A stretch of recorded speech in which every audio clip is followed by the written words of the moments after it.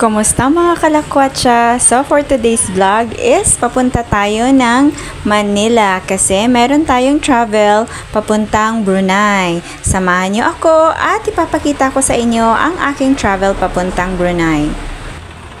At ito na, nakalagpas na ako ng immigration. For this international travel, kailangan nyo lang guys is magbayad ng travel tax na 1,620 at saka mag-fill out ng eTravel PH online para may QR code. Then, i-get ready nyo ang lahat ng requirements sa immigration. Then, yes, ready to go na. Welcome to Brunei. So, 2 hours and 10 minutes lang po ang travel from Manila to Brunei. Ito, gabi ang naging flight schedule ko.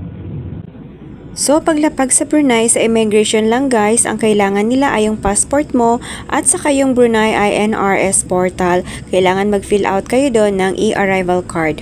Wala naman tayong kailangang visa kasi free visa tayo ng mga Filipino sa Brunei. Close na po ang SIM card at saka money changer sa Brunei, kaya mas maigi magpapalit na kayo sa Pilipinas pa lamang. So, paglapag ko ng Brunei is talagang natulog na ako at ito pagka-morning, ito na kaagad ang hinanap kong breakfast, ang parata at saka itong beef curry at saka meron itong tea with milk, ang tawag dito ay tea tarik. Yes, tea tarik ang tawag nila dito. O nga pala guys, nag-book ako ng tour dito sa Brunei at ang first destination namin ay itong Jamia Sar Hassan Al Bolkiah Mosque. Ito ang pinakamalaking mosque dito sa Brunei. Napakaganda guys, tingnan nyo.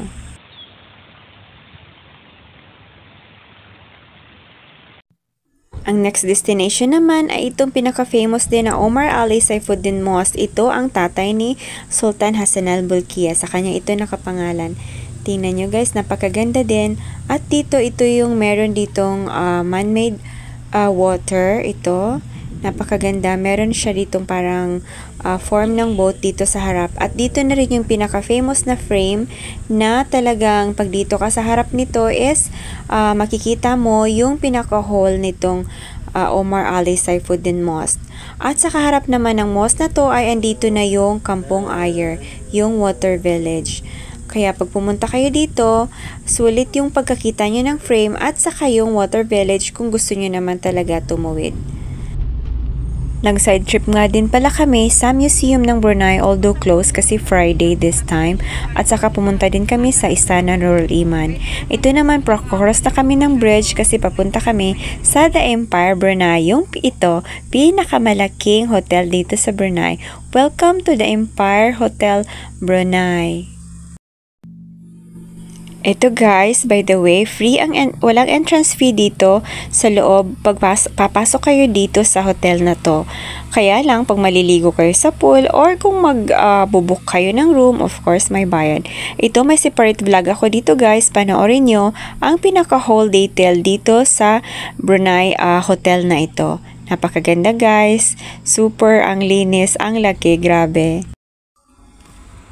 Ang next stop naman namin ay dito sa pinaka-secret na one of the Sultan Hassan Al Bolkiah's Palace. Ito guys, napakaganda. Parang European talaga yung design niya andun sa tuktok ng bundok. Super ganda. Although closed guys yung gate, hindi naman tayo pwede pumasok. After natin puntahan ng mga tourist destinations, dito naman tayo sa Dagadong Center Point. Halos tapat lang ito ng hotel ko guys. Napakalaking mall nito.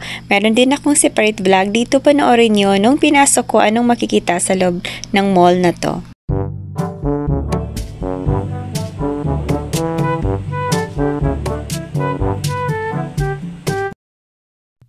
After sa Gadong Center Point at dito naman ako pumunta sa Dana Mall Gadong.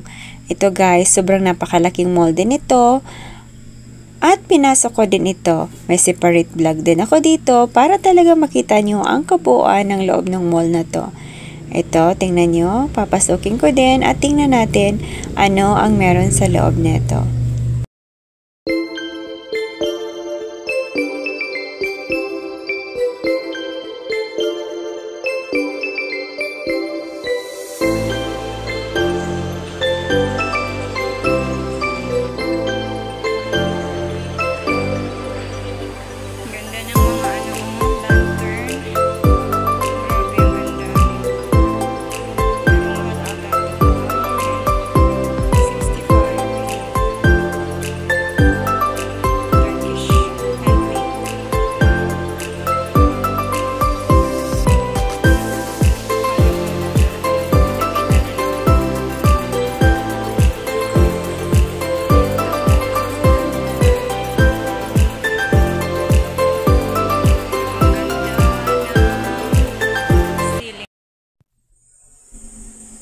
course, hindi ko naman pwede palampasin ang makapagmukbang dito sa pinakasikat na Gadong Night Market. Ito na guys, ang pinaka magandang night market na nakainan ko sa lahat ng countries na napuntahan ko. Sulit talaga guys, meron din akong separate vlog dito para makita nyo gaano kadami at gaano kasasarap ang lahat ng mga pagkain dito. Ito, nagmukbang ako dito sa night market na to.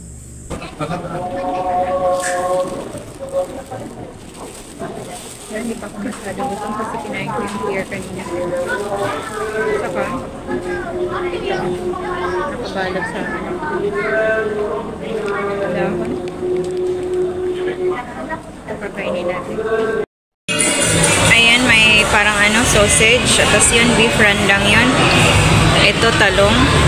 Ito, chicken curry. Ito, beef rendang. Ito, sausage. Kasi mga hindi ko kilala yung mga pagkain doon, baka hindi masarap. So, ito lang yung pinili. Napakaganda ng sunset guys. Tingnan nyo, ito na yung time na pauwi na ako ng Pilipinas. Sulit talaga ang 3 days ko dito sa Brunei. At nasaksihan ko pa itong napakagandang evening sunset dito sa Brunei. Ito na yung papunta na po ako ng airport. So by this time, sasabihin ko na sa inyo ano ba talaga yung nag-impression ko sa country na Brunei. Totoo naman guys, ang Brunei is the country which is considered abode of peace. Yes, very peaceful guys, very tahimik, napakalinis, at of course napakayaman ng bansa na to. Kukunti lang kasi ang population nila.